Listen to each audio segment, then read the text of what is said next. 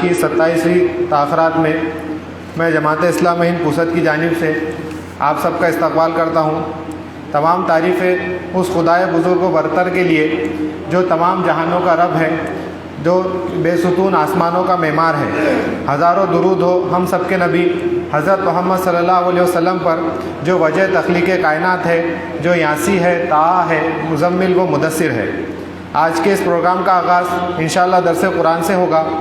میں درس قرآن کے لیے مولانا شیخ مفتی کلیم رحمانی صاحب کو آواز دیتا ہوں کہ درس قرآن سے آج کے اس پروگرام کا آغاز کریں۔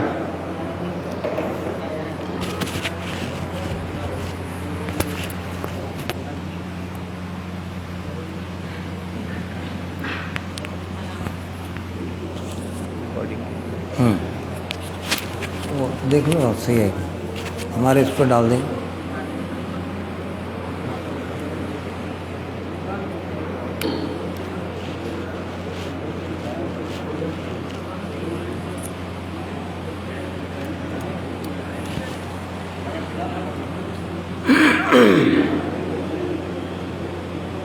السلام علیکم ورحمۃ اللہ وبرکاتہ۔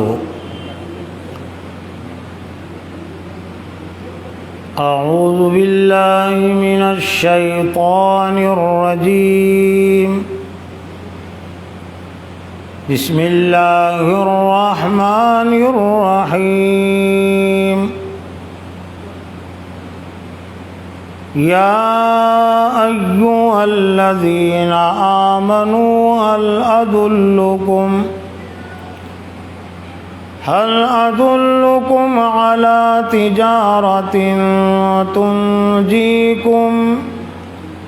تنجيكم من عذاب أليم، تؤمنون بالله ورسوله وتجاهدون في سبيل الله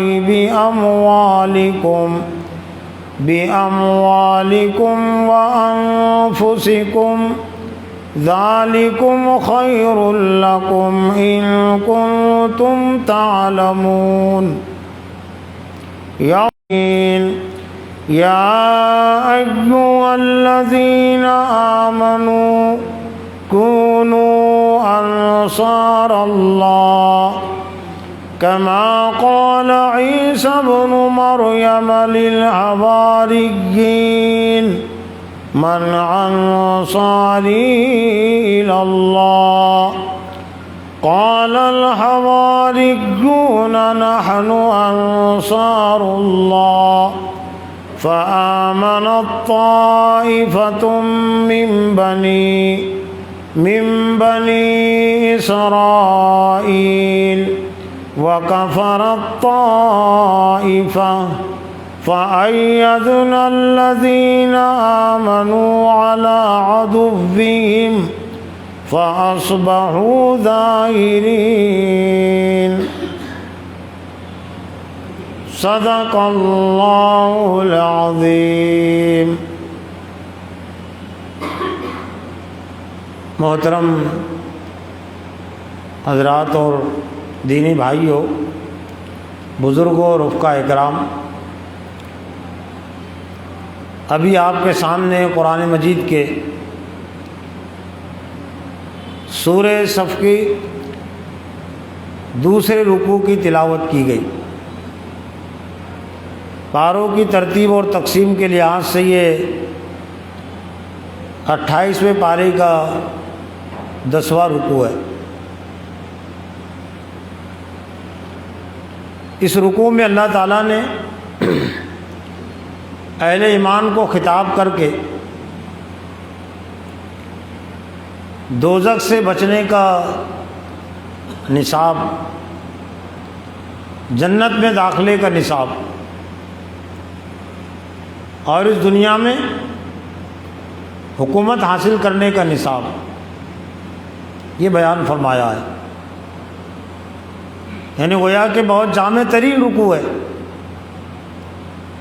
جو امت مسلمہ کو جہنم سے بچانے پر مشتمل ہے، اور اصل کامیابی یہی ہے جہنم سے بچنا، دوزخ کا داخلہ،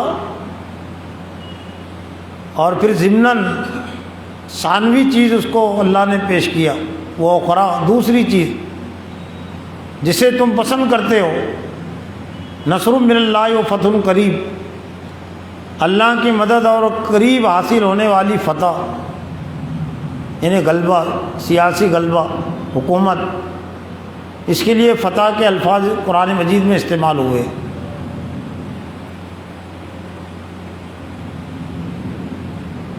آج کے اس تاکرات کے اہتمام سے متعلق ان آیاتوں کی اہمیت اور اس پر غور و فکر اور اس سے اپنا تعلق و رشتہ جوڑنا اس لیے ضروری ہو جاتا ہے کہ یہ تو ایک ماہ رمضان ہے، اور ماہ رمضان میں بھی ایک خصوصی رات، ماہ رمضان کے آخری عشرے کی طاق رات، جس میں لیلۃ القدر بھی واقع ہوتی ہے،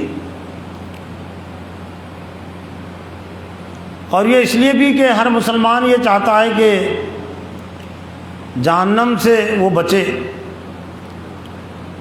اور جنت میں اس کو جگہ ملے، اور دنیا میں بھی کچھ اس کی حکومت قائم ہو، اس کو غلبہ ملے سیاسی۔ حالانکہ یہ کامیابی کے لیے شرط نہیں ہے، آخرت کی کامیابی کے لیے دنیا میں حکومت کا حصول اور حکومت کا مل جانا یہ ضروری نہیں ہے۔ بہت سارے انبیاء علیہ السلام کو حکومت حاصل نہیں ہوئی ہے، لیکن ان کی زندگی وہ کامیاب تھی، فلاح پر تھی۔ فلاح اور فتح میں فرق ہے، لوگ ایک ہی چیز سمجھ لیتے ہیں، یعنی سیاسی غلبے کو، حکومت کو لوگ اصل کامیابی سمجھتے ہیں،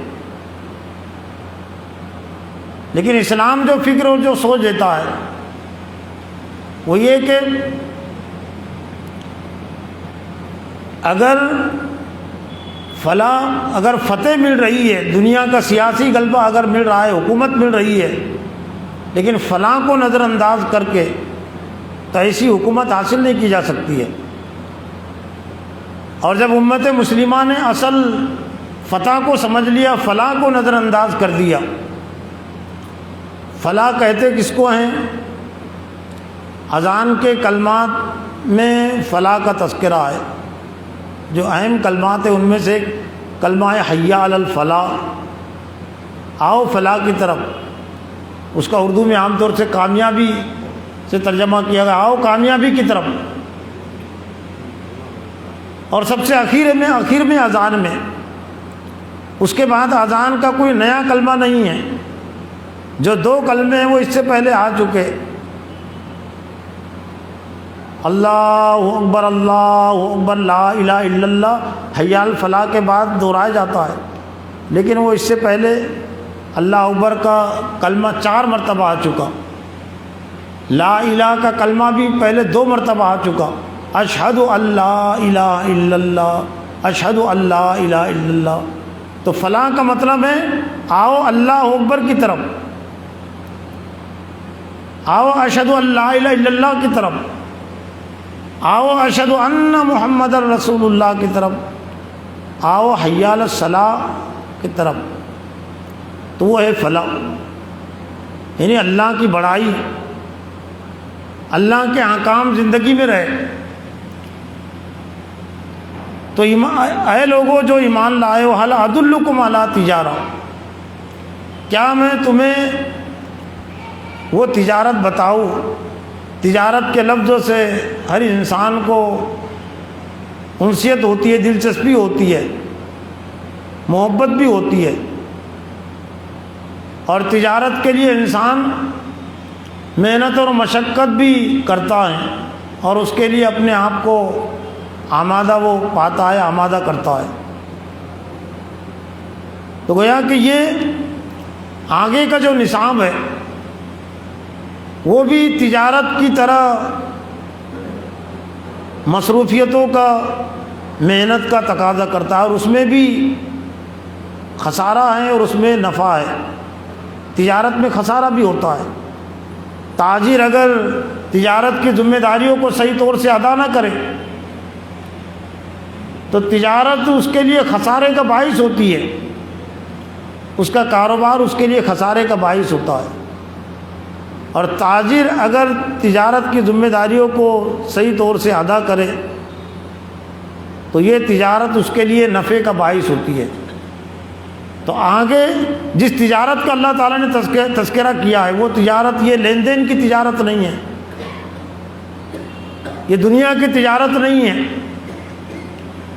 ہم یوں کہہ سکتے ہیں کہ یہ دینی اور قرآنی تجارت، ہمارے نسب العین سے جس تجارت کا تعلق ہے، امت مسلمہ کو اللہ تعالیٰ نے جس نسب العین کے لیے، جس مقصد کے لیے دنیا میں بھیجا ہے، پیدا کیا ہے، وہ تجارت، ورنہ یہ لین دین کی تجارت تو کافر بھی کرتے ہیں، اللہ کے نافرمان بھی کرتے ہیں، اور اس میں وہ نفع حاصل کرتے ہیں، تجارت میں ان کو بھی ترقی ملتی ہے۔ لیکن یہاں جس تجارت کا تذکرہ ہے یہ صرف اہل ایمان سے تعلق رکھتی ہے، اور اس تجارت کے 3 سامان ہیں، اس تجارت کی 3 چیزیں ہیں، لیکن انداز جو دیا گیا وہ انداز بھی بہت اہم ہے۔ تنجیکم من عذاب علیم، اے ایمان والو کیا میں تمہیں وہ تجارت بتاؤں، کاروبار بتاؤں جو تمہیں دردناک عذاب سے بچائے، تڑپا دینے والے عذاب سے بچائے، جہنم کے ٹینشن میں، عذاب کے ٹینشن میں اللہ تعالیٰ نے سب سے پہلے مبتلا کیا ہے، جنت کے حصول کی فکر میں اللہ نے بعد میں مبتلا کیا ہے، وہ بات کی چیز ہے۔ لیکن آج یہ ترتیب اہل ایمان کے ذہن و دماغوں میں نہیں پائی جاتی ہے، بہت کم پائی جاتی ہے۔ زیادہ تر جو اہل ایمان ہیں ان کی زبان پر جو الفاظ ہوتے ہیں کہ اگر ہم نے نیکیاں کی، نیک اعمال کیے، اللہ کی بندگی ہم نے کی تو جنت ہم کو ملے گی، نعمتیں ہم کو ملیں گی، اور اگر ہم نے اللہ کی بندگی نہیں کی تو ہم کو جنت نہیں ملے گی، جنت سے ہم محروم رہیں گے۔ یہ ادھوری ترتیب ہے، ادھوری بات ہے۔ دوزخ میں جانا پڑے گا، دوزخ میں جہنم ملے گی، جہنم۔ اگر ہم نے اس نصاب کو اختیار نہیں کیا جو نصاب اللہ تعالیٰ نے یہاں بیان کیا ہے، اور جنت تو بات کی چیز ہے، لیکن پہلے جس چیز کی فکر ایک مومن کو کرنی چاہیے وہ یہ کہ جہنم سے، دوزخ سے اسے نجات مل جائے، جہنم سے بچنے کا پروانہ اسے مل جائے، ضمانت اسے ملے۔ اور یہی ترتیب دوسرے مقامات پر بھی ہے، فَمَنْ زُحْزِحَ عَنِ النَّارِ وَأُدْخِلَ الْجَنَّةَ فَقَدْ فَازَ وَمَا الْحَيَاةُ الدُّنْيَا إِلَّا مَتَاعُ الْغُرُورِ۔ وہاں پر بھی وہی ترتیب ہے، جو آگ سے بچا لیا گیا، آگ کو آگ ہی رہنے دے تو زیادہ بہتر ہے۔ دوزخ کے مقابلے میں آگ کا لفظ، دوزخ تو ترجمہ اس کا کیا جاتا ہے، لیکن میرا اپنا احساس یہ کہ آگ کو سمجھتے ہیں لوگ، آگ کو دیکھتے ہیں ہم، آگ پر ہمارا کھانا پکتا ہے، آگ سے ہمارا چولہا جلتا ہے، اور آگ کی شدت کو ہم سمجھتے ہیں، تو آگ کو ہم آگ ہی کہیں، نار کو ہم نار ہی کہیں، نار سے اور آگ ہی سے ہم جہنم کو سمجھے۔ اور اللہ تعالیٰ نے آگ اور نار ہی سے جہنم کو سمجھایا ہے، آگ سے وہ دہکائی گئی ہے، آگ اس میں دہک رہی ہے، آگ اس میں بھڑک رہی ہے۔ اے ایمان والو کیا میں وہ تجارت بتاؤں، تنجیکم من عذاب علیم، جو تمہیں دردناک عذاب سے بچائے، تؤمنون باللہ ورسولہ وتجاہدون فی سبیل اللہ باموالکم وانفسکم، یہ کہ تم اللہ پر ایمان رکھو، اس کے رسول پر ایمان رکھو اور اس کی راہ میں جہاد کرو اپنے مالوں سے اور اپنی جانوں سے. لیکن بات بہت اہم ہے، سرسری میں ہم نہیں لے سکتے اس کو، بہت توجہ طلب بات ہے.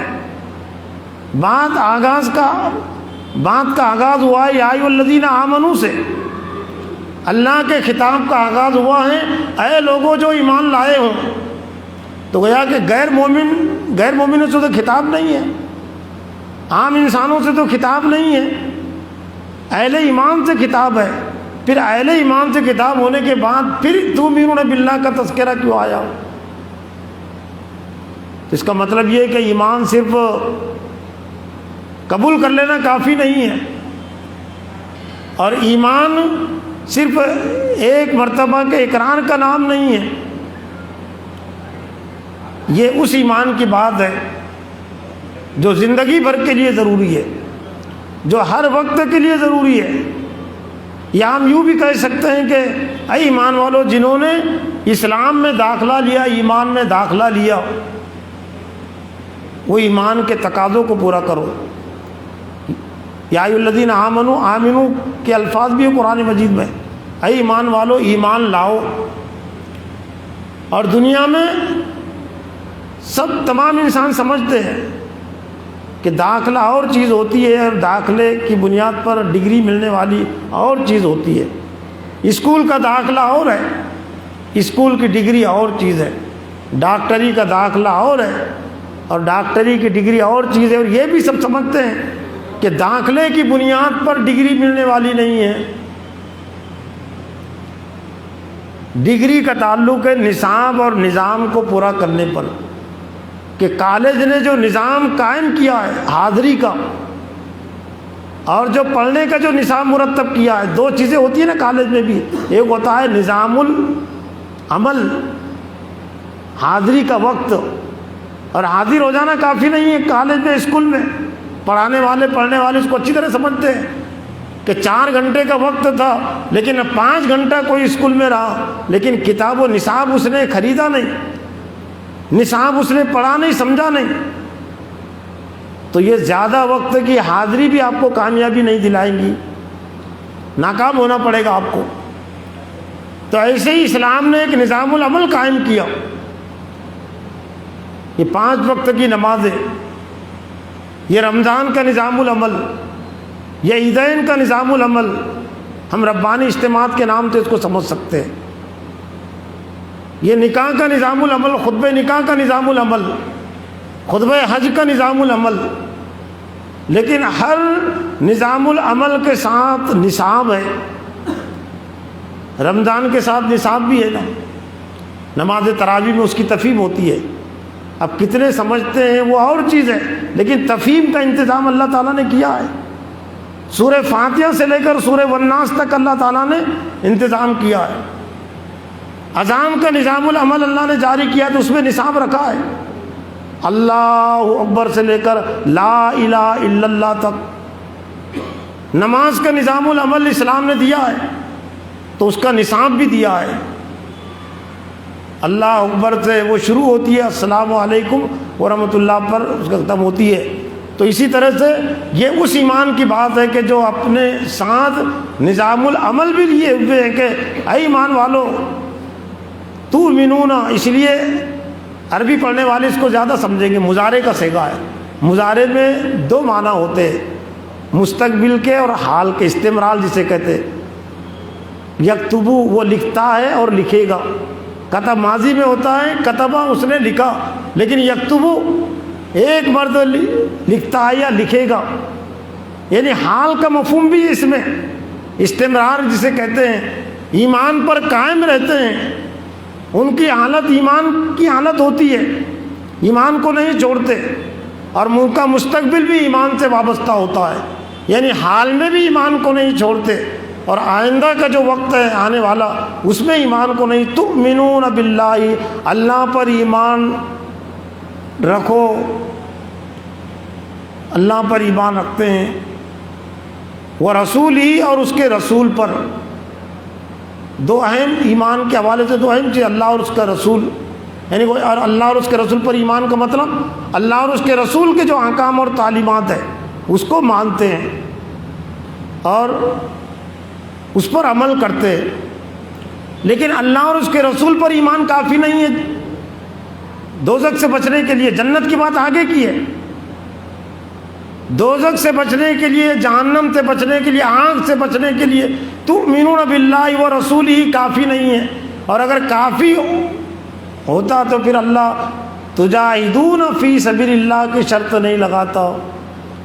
لیکن تیسری اس نصاب کی، جس نصاب کے ذریعے سے ہم آگ سے بچ سکتے ہیں، جنت میں داخل ہو سکتے ہیں، دنیا میں حکومت ہم پا سکتے ہیں، حاصل کر سکتے ہیں، اس نصاب کی 3 شرائط ہے لازمی، اختیاری نہیں، لازمی۔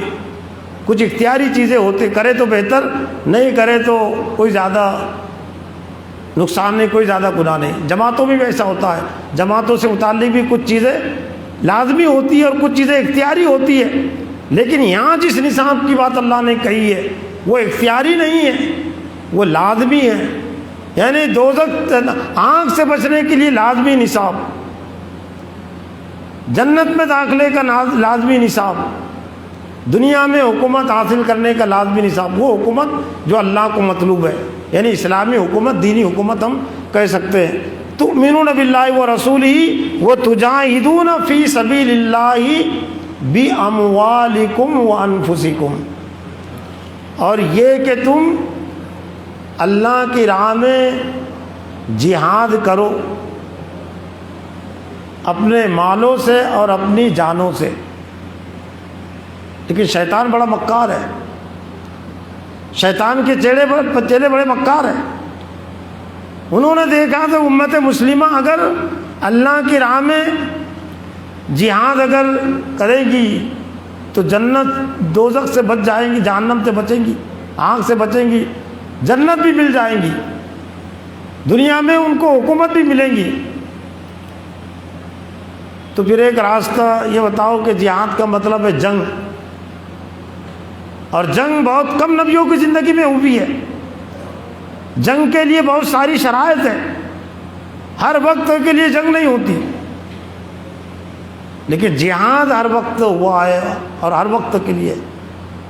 آج بھی ہم یوں کہہ سکتے ہیں کہ ہم 99% سے زیادہ مسلمانوں نے جہاد کا مطلب جوڑ دیا جنگ سے، قتال سے، اس کے لیے قتال کے الفاظ ہے، اور پھر خود ہی فتویٰ سنا دیا کہ ظاہر بات ہے کہ ہندوستان میں کوئی جماعت ایسی نہیں ہے، کوئی عالم اور مفتی ایسا نہیں ہے جو کہہ سکے کہ ہندوستان میں جنگ فرض ہے، لڑنا فرض ہے۔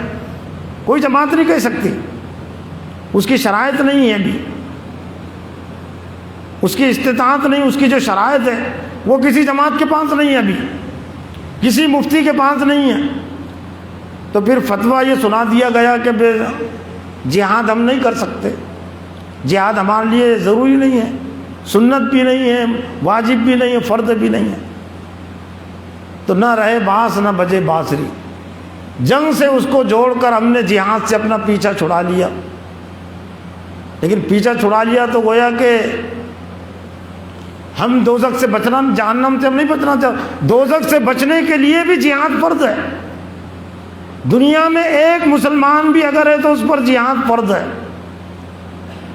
جہاد کہتے انتک کوشش کو، دور مکی میں جنگ نہیں تھی، جنگ بدر کا باضابطہ، اب جنگ کا آغاز باضابطہ وہ جنگ بدر سے ہوا ہے، ہجرت کے 1-1.5 سال کے بعد۔ لیکن دور مکی میں جہاد تھا، دور مکی کی آیات میں بھی جہاد کا حکم تھا اور جہاد کا تذکرہ ہے۔ سورہ عنکبوت دور مکی کی آیات صورت ہے جہاں پر مکمل ہوتی ہے والذین جاہدوا فینا لنہدینہم سبلنا وان اللہ لمع المحسنین، اور جو لوگ ہماری راہ میں جہاد کرتے ہیں ہم ضرور ضرور ان کے لیے راستے کھولتے ہیں، اور بے شک ہم احسان کرنے والوں کے ساتھ ہے۔ سورہ فرقان بھی مکی صورت ہے، اور اس میں وہ جاہدہم بھی جہادن کبیرہ، اور ان سے جہاد کیجئے بڑا جہاد، یعنی قرآن کو ان کے سامنے پیش کرنے کو بڑا جہاد قرار دیا گیا۔ اور اسی سورہ لقمان بھی مکی صورت ہے، اور اس میں والدین کے ساتھ حسن سلوک کے حوالے سے بھی جہاد کے الفاظ ہے کہ وَإِن جَاهَدَاكَ عَلَىٰ أَن تُشْرِكَ بِي مَا لَيْسَ لَكَ بِهِ عِلْمٌ فَلَا تُطِعْهُمَا اور اگر والدین تم سے جہاد کرے، یعنی زور ڈالے، دباؤ ڈالے کہ تم میرے ساتھ شرک کرو، تو فلا تطیعہما، تو ان کی اطاعت اور پیروی مت کرو۔ حضرت نوح علیہ السلام 950 سال تک رہے، ایک دن کے لیے بھی انہوں نے اپنے ہاتھ میں لاٹھی نہیں لی، تلوار نہیں لی، اس کی اجازت بھی نہیں تھی، اس کا حکم بھی نہیں تھا۔ 950 سال کے بعد بھی زیادہ سے زیادہ جس کی اجازت حکومت تھا، کشتی بناؤ اور اس میں سوار ہو جاؤ، ایمان والوں کو سوال کر لو، یہ تھا۔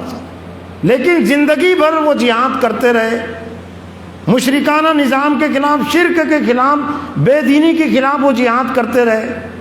حضرت ابراہیم علیہ السلام نے ایک دن کے لیے بھی اپنے ہاتھ میں لاٹھی نہیں لی، تلوار نہیں لی، اس کی اجازت بھی نہیں تھی، لیکن ان کی پوری زندگی وہ جہادی زندگی تھی، مجاہدانہ زندگی تھی۔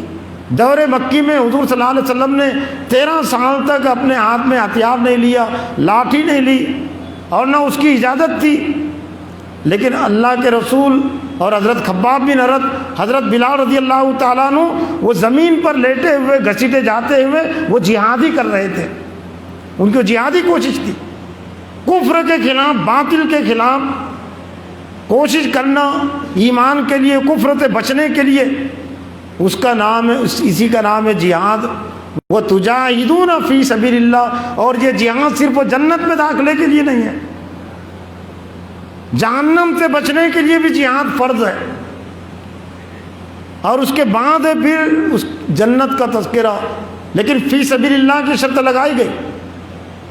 جد و جہد بہت ساری ہوتی ہے، ایک انسان تجارت کے لیے بھی کوشش کرتا ہے، دنیا کے راستے کے لیے کوشش کرتا ہے، لیکن یہاں جس جہاد کی بات کہی گئی وہ ہے جہاد فی سبیل اللہ۔ سبیل کہتے راستے کو، عربی میں ابن السبیل مسافر کو کہتے، چونکہ وہ بھی ایک راستہ چلتا ہے۔ اللہ نے اپنے دین کے ساتھ اور کاموں کے حوالے سے سبیل اللہ کا جو لفظ جوڑا، راستے کا لفظ، راستے سے مراد ہے زمین کا راستہ جس پر سے انسان بھی گزرتے، جانور بھی گزرتے۔ دنیا میں کوئی 1 کلومیٹر کا راستہ ایسا نہیں دکھا سکتا کہ جو بغیر جد و جہد کے اور بغیر آزمائش کے طے کیا جائے۔ کوئی 1 کلومیٹر کا راستہ چلتا پھرتا نہیں بتا سکتا کہ جہاں پر کوئی موت نہ ہوئی ہو، جہاں پر کوئی حادثہ نہ ہوا ہو۔ دنیا میں جتنے راستے چلتے پھرتے وہ موتوں سے بھی بھرے ہوئے ہیں، حادثات سے بھرے ہوئے ہیں۔ پوسد سے یوت محل کا سفر راستہ بہت دور نہیں، 100 کلومیٹر کا ہے، لیکن اگر کوئی ایسا کمیشن بیٹھے 100 سال کا جائزہ لے کہ یوت محل اور پوسد کے درمیان میں کتنی موتیں ہوئی، کتنے حادثات ہوئے، کتنے ایکسیڈنٹ ہوئے، تو آنکڑا سینکڑوں میں نہیں ہزاروں میں چلا جائے گا۔ تو ویران ہو جانا چاہیے تھا نا راستہ، لوگوں نے چھوڑ دینا چاہیے تھا نا، یا کم از کم ان لوگوں نے چھوڑ دینا چاہیے تھا کہ جس کا باپ ایکسیڈنٹ میں مر گیا یوت محل کے راستے میں، جس کی بیوی مر گئی، جس کا بھائی مر گیا، تو اس نے کم از کم اس راستے سے بچنا چاہیے تھا۔ لیکن جس راستے پر باپ کی موت ہوئی ہے اور جس کار میں باپ کی موت ہوئی ہے، ایک دن کے لیے بھی بیٹے نے راستہ نہیں چھوڑا، فی سبیل یوت محل نہیں چھوڑا۔ لیکن اگر معلوم ہو جائے کہ فی سبیل اللہ کے نتیجے میں فلاں ملک میں، فلاں شہر میں، فلاں ریاست میں فلاں کو گرفتار کر لیا گیا، فلاں کو مار دیا گیا، یا فلاں کے پیچھے حکومت لگی ہوئی ہے، اپنا راستہ تبدیل کر لیتا۔ یہاں مر گیا باپ بھی، بیٹا مر گیا، رشتہ دار مر گئے، کسی نے راستہ نہیں چھوڑا، لیکن یہاں صرف امکان ہے، ایسا ہو سکتا ہے، تو اپنا راستہ بدل لیتے ہیں لوگ۔ تو ہم کو اب فی سبیل اللہ سے کہاں دلچسپی ہے، کہاں محبت ہے؟ ہاں، فی سبیل ناگپور، فی سبیل دہلی، فی سبیل بمبئی، ان راستوں کی ہمارے پاس اہمیت ہے۔ کوئی بھی سفر کو جاتے ہوئے ضمانت دے کر نہیں جاتا نا بیوی کو، بچوں کو، میں کہ واقعتاً واپس لوٹوں گا۔ کبھی کبھی ناش بھی واپس آتی ہے، وہ نہیں آتا، اس کی لاش آتی ہے واپس، اور پھر اللہ کی راہ میں جو جانے جاتی ہے۔ دنیا کے راستے میں جو حادثات ہوتے، جو ایکسیڈنٹ ہوتے راستوں میں، ان کی موتوں پر جنت کی بشارت نہیں ہے، لیکن فی سبیل اللہ کی راہ میں جو موت ہوتی ہے وہ اتنی متبرک ہے، کہ اللہ نے قرآن مجید میں فرما دیا وَلَا تَقُولُوا لِمَنْ يُقْتَلُ فِي سَبِيلِ اللَّهِ أَمْوَاتٌ بَلْ أَحْيَاءٌ وَلَٰكِن لَّا تَشْعُرُونَ، خبردار جو لوگ اللہ کی راہ میں قتل کر دیے گئے ان کو یہ بھی مت کہو کہ مر گئے، بلکہ وہ زندہ ہے لیکن سمجھتے نہیں۔ موجودہ جو حالات ہیں تو ان حالات کو لے کر بہت سارے مسلمان پریشان ہیں، لیکن میں ایک آسان حل بتاتا ہوں اپنے آپ کو بھی اور دوسروں کو بھی، کہ دین اسلام کے راستے کو اگر مسلمان، پوست کے مسلمان اگر صرف عمر کھیڑ کے راستے کی اتنی اہمیت دے دے، مسئلہ حل ہو جائے گا، بیڑا پار ہو جائے گا۔ عمر کھیڑ کو جانے کے لیے جتنی تکلیف لگتی ہے، جتنا روپیہ پیسہ لگتا ہے، اور جانے آنے والوں کی جتنی جانیں جاتی ہیں، جتنے پیر ٹوٹتے ہیں، جتنے حادثات ہوتے ہیں، صرف 1 گھنٹے کے دنیا کے راستے کے لیے جتنا روپیہ پیسہ خرچ ہوتا ہے، جتنی جانیں جاتی ہے، اگر 1 گھنٹے کے راستے کی اہمیت دے دے ہم فی سبیل اللہ کو، بیڑا پار ہو جائے گا، یہ حالات تبدیل ہو جائیں گے، ہمارے حق میں ہو جائیں گے، اور یہ سیاسی بے بسی زب و حالی یہ دور ہو جائیں گی۔ لیکن ہم افسوس کے ساتھ کہنا پڑتا ہے کہ ہم نے فی سبیل اللہ کو ابھی دنیا کے 1 گھنٹے کے راستے کی طرح بھی اہمیت نہیں دی، 50 کلومیٹر کے راستے کی ہم نے اہمیت نہیں دی۔ میرا اشارہ ہے کہ 50 کلومیٹر کے راستے میں موتیں ہوتی ہے، جانیں جاتی ہے، لیکن پھر بھی لوگ نہیں ڈرتے اور ادھورا تبصرہ کرتے ہیں کہ بزدل ہو گئے مسلمان۔ صحیح بات کہ بزدل صرف دین کے لیے ہوئے، فی سبیل اللہ کے لیے بزدل ہوئے ہیں۔ اگر بزدل واقعتاً ہو جاتے تو مسلمانوں میں کوئی ڈرائیور ملتا ہی نہیں، کوئی موٹر سائیکل چلانے والا نہیں ملتا آپ کو، اس لیے کہ موٹر سائیکل چلاتے ہوئے بھی ایکسیڈنٹ ہوتے، پیر ٹوٹتے، ران ڈالنے پڑتی ہے، کئی کی موتیں ہو جاتی ہے، ایک بھی مسلمان ڈرائیوروں میں نہیں ملتا، لیکن زیادہ مسلمان ڈرائیور ہے۔ ایک فٹ سے ہی جاتی ہے نا سامنے والی کے، ملک الموت بھی کہتے ہیں، ملک الموت جس سے جان نکلتی اس کو کہتے ہیں نا ملک الموت۔ ہر کلومیٹر پر ملک الموت سے صاحب کا پیش آتا ہے، زیادہ فاصلہ نہیں ہوتا، زیادہ فاصلہ سامنے والے کے ٹرک کرے گا، گاڑی کرے گی، ادھر چلے جائے گا، صرف 1 فٹ کی 2 فٹ کی بات ہوتی ہے، وہاں سے وہ رفتار میں 50 کی رفتار ہے، 100 کی رفتار ہے، گزرتا ہے، تو وہاں کو ڈر نہیں لگا اس کو۔ راستے سے گاڑی چلاتے ہوئے ڈرائیور ہر دن ایک دن آڑ کے بعد لاش کو، کوئی نہ کوئی لاش کو دیکھتا ہے، تڑپتی ہوئی دیکھتا ہے، پھر ڈرائیورنگ اس نے نہیں کیوں نہیں چھوڑا، کوئی نہیں ڈرتا، کوئی بزدل نہیں ہے۔ ہاں دین کے لیے ہے بزدل، فی سبیل اللہ کے لیے بزدل، دنیا کے راستے کے لیے ہر شخص بہادر بنا ہوا ہے، ہر شخص جان دینے کے لیے بھی تیار ہے، مال دینے کے لیے تیار ہے۔ تو اس فرقوں کو، اس سوچ کو بدلنے کی ضرورت ہے۔ جتنا ہم دنیا کے لیے جان دینے کا ذہن رکھتے، مزاج رکھتے، ہمت رکھتے ہیں، اس سے آدھی ہمت بھی اگر ہم نے اپنے اندر پیدا کر لی کہ وقت آئے گا، موقع آئے گا، جان بھی دوں گا، مال بھی میرا چلے جائے، کوئی مجھ کو اس کی پرواہ نہیں، تو یہ سب مسائل ہمارے حل ہو جائیں گے۔ پھر اللہ تعالیٰ اس کے نتیجے میں جو انعام دے گا، یہ 3 چیزوں کو اختیار کرنے کے نتیجے میں مشروط ہے۔ اب یہ شرطیاں ہیں جنت کی بات کہ یغفر لکم ذنوبکم، پھر بات جو کہی گئی فی باموالکم وانفسکم ذالکم خیر لکم ان کنتم تعلمون۔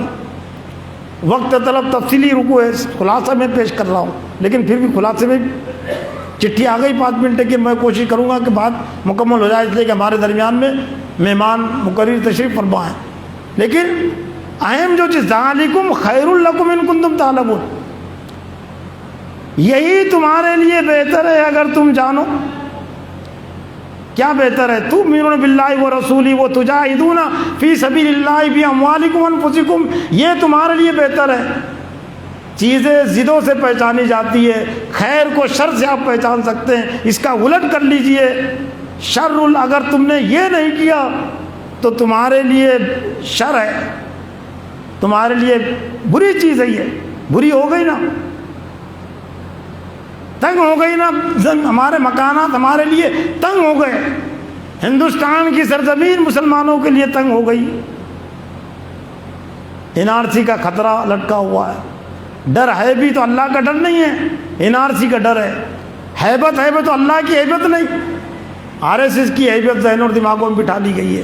جن سنگیوں کی، بدرنگیوں کی، جو بزدل قسم کے ہیں، ان کی ہیبت ذہن اور دماغوں میں آ گئی۔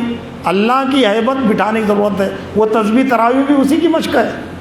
سبحان ذی الملک والملکوت، سبحان ذی العزت والعظمت والہیبت والقدرت والکبریاء والجبروت، سبحان ملک الحی الذی لا ینام ولا یموت، سبح قدوس ربنا ورب الملائکۃ والروح۔ 4 رکعت میں جو کچھ تم نے قرآن مجید کو پڑھا اور سنا، تو یہ اپنے اوپر قائم کا حکومت الہیہ کی تسبیح ہے۔ یہ حاکمیت الہ اپنے ذہن اور دماغ پر قائم کرو، معاشرے میں جہاں بس چلتا ہے وہاں تک قائم کرو۔ یہ قرآن مجید صرف سننے سمجھنے کی کتاب نہیں ہے، اپنے اوپر نافذ کرنے کی، غالب کرنے کی کتاب ہے۔ اسی کی مشق کرائی گئی کہ عزت والا، ہیبت والا، اقتدار والا، تسلط والا وہ صرف اللہ تعالیٰ ہیں۔ اس لیے اپنے ذہن اور دماغ پر اسی کا تسلط، اسی کا اقتدار بٹھاؤ، تو یہی تمہارے لیے بہتر ہے۔ پھر اس کے نتیجے میں اللہ کیا یغفر لکم ذنوبکم، اللہ تمہارے گناہوں کو معاف کرے گا۔ وَيُدْخِلُكُمْ جَنَّاتٍ تَجْرِي مِن تَحْتِهَا الْأَنْهَارُ، لیکن اس کو ہم نظر انداز نہ کریں، یہ 3 شرائط کو ہم نہ بھولیں۔ اور تم کو وہ جنتوں میں داخل کرے گا جن کے نیچے نہریں بہ رہی ہے، وہ مساکن طیبۃ فی جنات عدن، اور ایسے عالی شان مکانات میں، جنت عدن میں بے جوڑ جنت، عیش و آرام والی جنت، ذالک الفوز العظیم، اور یہی بڑی کامیابی ہے۔ لیکن دوسری چیز، ثانوی چیز، اللہ نے حکومت اگر تم چاہتے ہو تو وہ بھی اسی کے نتیجے ملیں گی، یہ 3 شرائط کو پورے کرنے کے بعد ملے گی، لیکن وہ مقصود نہیں، وہ ثانوی چیز ہے۔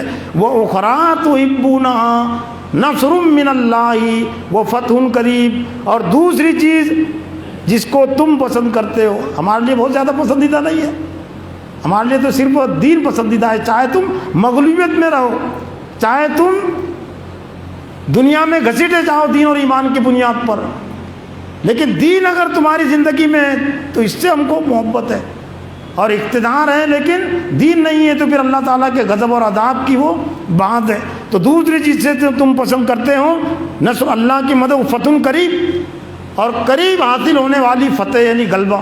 شروع میں نے کہا کہ فلاح اور فتح میں فرق ہے، فلاح تو اس کے بغیر بھی ملتی ہے، اور یہ فتح کم نبیوں کی زندگی میں حاصل ہوئی ہے، سیاسی غلبہ اور حکومت، لیکن اس کے نتیجے میں اللہ تعالیٰ وہ بھی دے گا۔ نصر فتح قریب بشر المومنین، مومنین کو اس کو خوشخبری سنا دیجئے۔ پر حضرت عیسیٰ علیہ السلام کے حوالے سے تلقین کی گئی، یا ایھا الذین آمنوا کونوا انصار اللہ، اے ایمان والو اللہ کے مددگار بن جاؤ۔ جیسے کہ حضرت عیسیٰ علیہ السلام نے اپنے حواریوں سے، اپنے ساتھیوں سے کہا تھا کہ من انصاری الی اللہ، من انصاری قال حواریون نحن انصار اللہ۔ حضرت عیسیٰ علیہ السلام نے کہا تھا اپنے حواریوں سے من انصاری الی اللہ، اللہ کی خاطر کون ہے میرا مددگار؟ تو حواریوں نے، ساتھیوں نے کہا تھا نحن انصار اللہ، ہم ہیں مددگار۔ ان تنصر اللہ ینصرکم ویثبت اقدامکم، اگر تم اللہ کی مدد کرو گے تو وہ تمہاری مدد کرے گا اور تمہارے قدموں کو جما دے گا۔ فآمنت طائفۃ من بنی اسرائیل وکفرت طائفہ، اس موقع پر بنی اسرائیل کی ایک جماعت نے، ایک طبقے نے ایمان لایا اور دوسرے نے انکار کیا۔ فأیدنا الذین آمنوا علی عدوہم فاصبحوا ظاہرین، تو جو اہل ایمان تھے اللہ تعالیٰ نے ان کو ان کے دشمنوں پر غالب کیا، وہ غالب رہے۔ چنانچہ تاریخ یہ ہے کہ عیسائی ہر دور میں یہود پر غالب رہے ہیں، لیکن جب عیسائیوں نے یہودیوں کی سازش اختیار کر لی، ان کے بہکاؤ میں آ گئے، تو پھر یہودی غالب ہوئے ہیں۔ آج بھی دنیا میں عیسائی تعداد میں زیادہ ہے، یہودی تعداد میں کم ہے، لیکن زیادہ تر عیسائی وہ بھی یہودیوں کے سازش میں آ گئے۔ جیسا کہ علامہ اقبال نے کہا تھا کہ فرنگ کی رگے جا پنجے یہود میں ہے۔ اس کا پہلا مصرع ہے تیری دوا نہ جنیوا میں ہے نہ لندن میں ہے۔ جو عیسائیوں کے جو مشہور و معروف مراکز ہوتے ہیں، امت مسلمہ کو خطاب کر علامہ نے کہا کہ ایک دور میں مسلمان عیسائیوں کو ساتھ میں لے کر، ساتھ میں رہ کر چاہتے تھے کہ ہم کو غلبہ مل جائے، تو اس کے رد میں کہا تھا علامہ اقبال نے کہ تیرا علاج تیری دوا نہ جنیوا میں ہے نہ لندن میں ہے، فرنگ کی رگے جا پنجے یہود میں ہے۔ عیسائی کہاں آزاد ہے؟ تم کو سمجھ رہے عیسائی، وہ تو پنجے یہود میں جکڑے ہوئے ہیں۔ تمہاری نجات اور تمہاری دوا وہ قرآن میں ہے، وہ اسلامی احکام میں ہے، وہ انکار طاغوت، انکار کفر میں، انیبۃ اللہ واجتنبوا الطاغوت، اللہ کی بندگی میں اور اجتناب طاغوت میں ہے تمہاری دوا اور تمہارا علاج۔ تو محترم حضرات اور رفقاء کرام، یہ چند باتیں میری اپنی تذکیر آپ کی تذکیر توجہ کے لیے میں نے رکھی۔ اللہ تعالیٰ سے دعا ہے کہ اللہ تعالیٰ مجھے اور آپ کو مزید اس اہم رکوع پر غور و فکر کرنے، جس میں اللہ تعالیٰ نے دوزخ سے بچنے کا نصاب، جنت میں داخلے کا نصاب اور دنیا میں حکومت حاصل کرنے کے نصاب کو بیان کیا ہے، اس کو مزید سمجھنے اور اس سے اپنا رشتہ اور تعلق جوڑنے کی توفیق عطا فرمائے۔ وآخر دعوانا ان الحمد للہ رب العالمین۔